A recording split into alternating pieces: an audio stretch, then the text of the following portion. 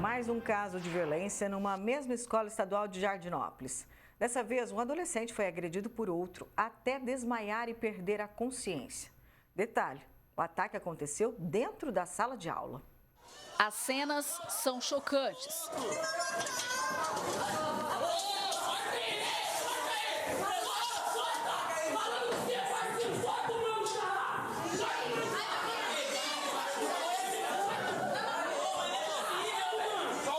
Imagens embaçadas. Não podemos identificar os menores de idade, mas elas mostram um aluno enforcando o outro e os colegas tentando retirar o agressor de cima da vítima, que está no chão.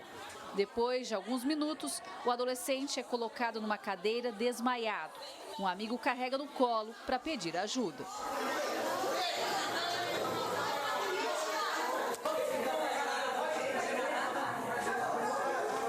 O caso aconteceu na escola estadual Professor Plínio Berardo de Jardinópolis.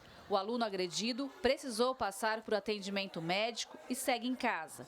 Esta testemunha, que preservamos a identidade, falou sobre a briga que aconteceu dentro da sala de aula.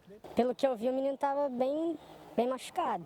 Saiu desmaiado da sala, estava na frente da minha sala, tinha uma cadeira de roda, colocaram ele e ele ainda estava desmaiado. Tinha que ter uma segurança maior, a escola, né?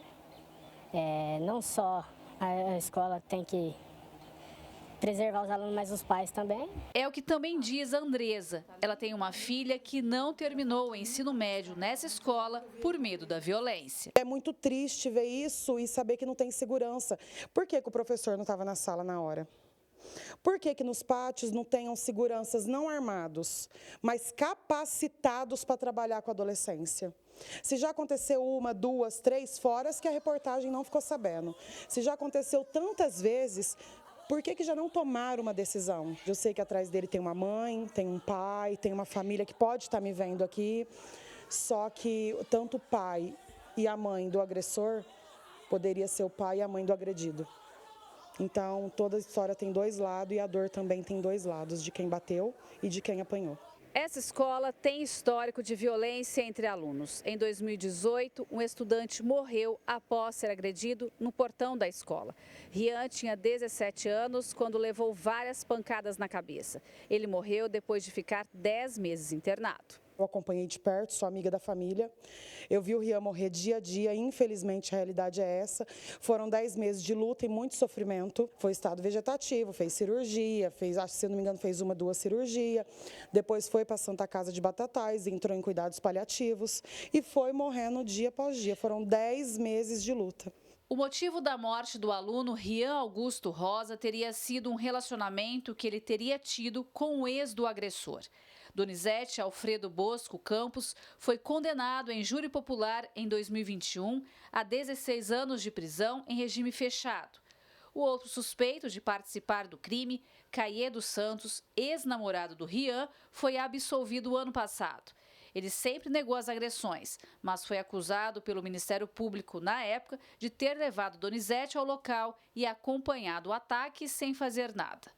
6 anos se passaram e agora mais um caso de briga envolvendo estudante que por pouco não aconteceu pior. Esta socióloga, pedagoga e orientadora parental analisa o cenário como um todo.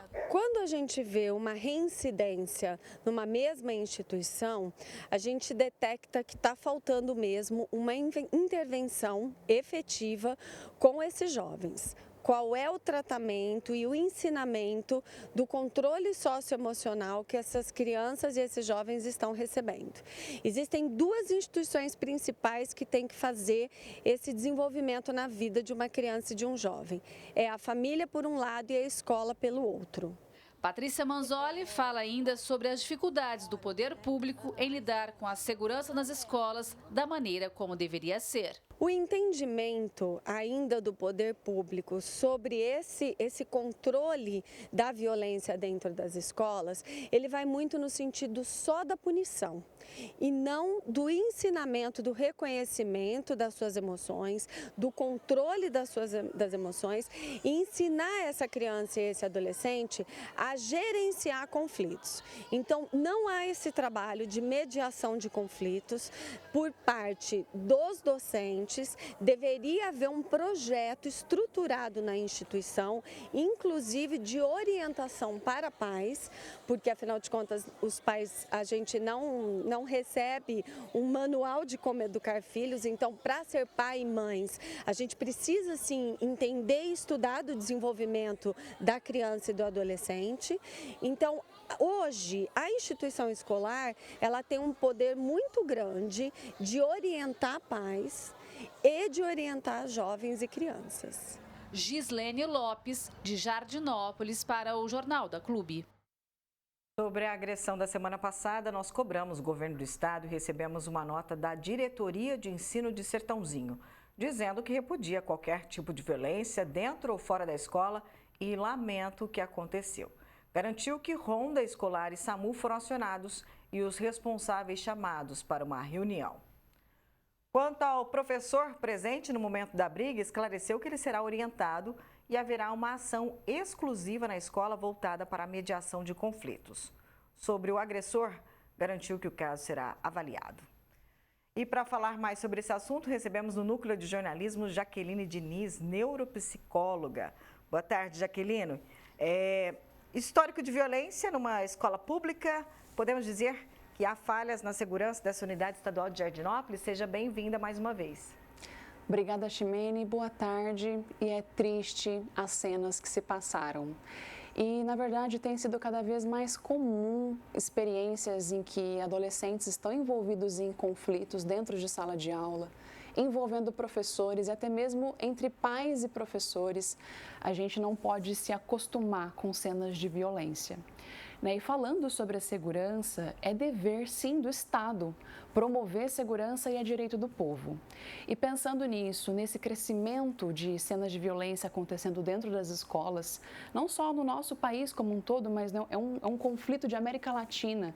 A gente nós vemos assistindo o papel da escola sendo invertido. O que antes nós tínhamos toda uma distribuição de papéis, o papel da família enquanto instituição, o papel da escola enquanto formadora de cidadãos, o papel da sociedade e do Estado, tudo tem sido bagunçado, E fica a critério da escola promover, a critério da escola se instituir. E, na verdade, quando a gente fala de falta de segurança, sim, nós temos o Estado para garantir o acesso à segurança e no ano passado nós tivemos uma lei, o Decreto 5671, que institui que é obrigação, é responsabilidade das escolas promover um espaço de segurança. E aí a gente entende como que está sendo distribuída essa cobrança para chegar na ponta, que é a segurança do jovem, a segurança do professor. O Estado, ele constrói um decreto, ele lança esse decreto, é recente, mas já está em vigor. Passa-se, então, a responsabilidade para o município, para que o município implante, construa ali políticas públicas no seu município, direcione a verba, contrate pessoas e capacite pessoas.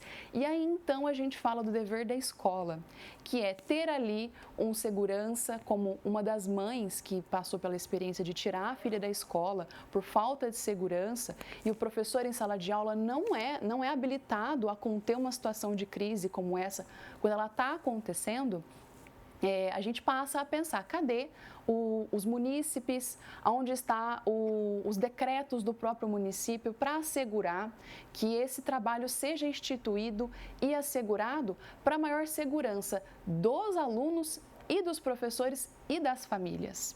É justamente sobre as famílias que eu gostaria de perguntar agora, Qual é o papel dos pais e qual deveria ser a participação deles nesse caso? Eu penso que, como psicóloga, a formação do sujeito, a formação da personalidade, ela começa em casa, ela começa no berço, nos anos iniciais de vida. E a gente sabe que, infelizmente, principalmente quando se trata de população mais vulnerável socialmente, a gente está falando de uma escola pública, existe violência no bairro onde você mora, na casa onde você vive. A família, ela precisa ser assistida e orientada. A família precisa ser parentalizada. Eu faço minhas palavras da professora Patrícia, que é orientadora escolar e orientadora parental, né, que deu entrevista aqui com a gente, que a família, ela não tem um manual de instruções quando ela começa a jornada de paternar e maternar, mas é ali dentro, no seio familiar, que começa-se a construção de valores, a construção de um repertório comportamental para a solução de conflitos. E se a família falha, a gente tem toda uma estrutura para arsenar junto. A gente tem o Estado, a gente tem a escola, nós temos a família, nós temos a sociedade. Então, um trabalho em conjunto. Eu acredito que, nesse caso, família e escola precisam trabalhar juntos. E a minha sugestão é que esse município instituísse projetos de orientação parental e de orientação de gestão de conflitos para os jovens e seus familiares. E isso seria uma escola atuando como formadora de cidadãos. Muito obrigada, doutora Jaqueline Diniz, pela sua participação aqui no Jornal da Clube. Obrigada.